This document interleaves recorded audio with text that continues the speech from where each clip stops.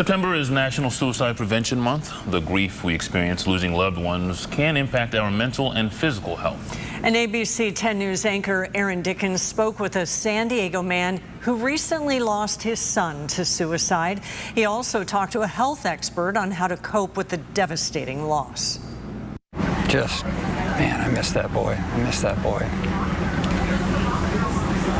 What do you miss about him? Everything. Everything.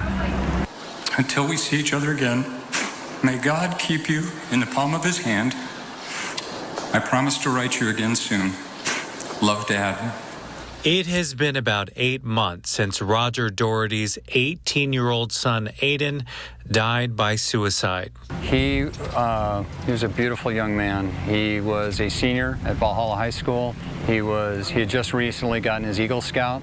The day before he died, Aiden enrolled at Northern Arizona University. But he also suffered from depression and anxiety, and we knew about this. It was something that we were working with him on. You know, we were doing everything we could, and he was trying, and it wasn't enough. Doherty says he has been coping with the loss of his son the best he can, writing him these letters. When did you start writing those letters? The day he died. He wrote his son a Christmas card he had planned to give him. It was just a natural thing. Like, I wrote him the card, and I'm like, I can't say enough in that card. So I wrote him a letter, and I don't know how many pages it was, and I couldn't tell you what I said in it. And then that just became my way of communicating to him about my journey. A journey he takes day by day. Doherty says he is seeing a therapist.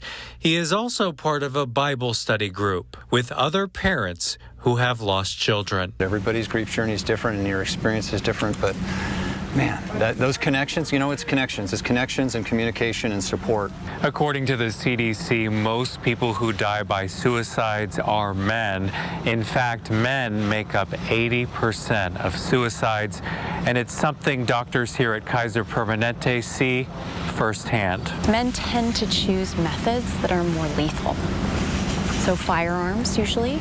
Dr. Sarah Simmons is the director of Physician Psychological Wellness of Kaiser Permanente. She says everyone copes differently. It's not the same for every person. And so it's very important for when an individual that they go through grief that they know my grief might not look like someone else's, and that's okay. Simmons says surround yourself with family and friends. Reach out to healthcare providers and also take care of yourself. But something that's overlooked is really that self-compassion piece, that self-care, making sure that you're gentle with yourself, listening to yourself. Also exercising and eating healthy.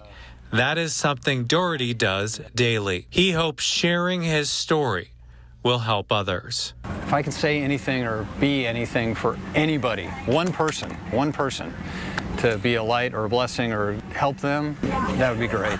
Aaron Dickens, ABC 10 News. If you or someone you know is showing signs they may be suicidal, you can call the crisis hotline number right here on your screen, 988.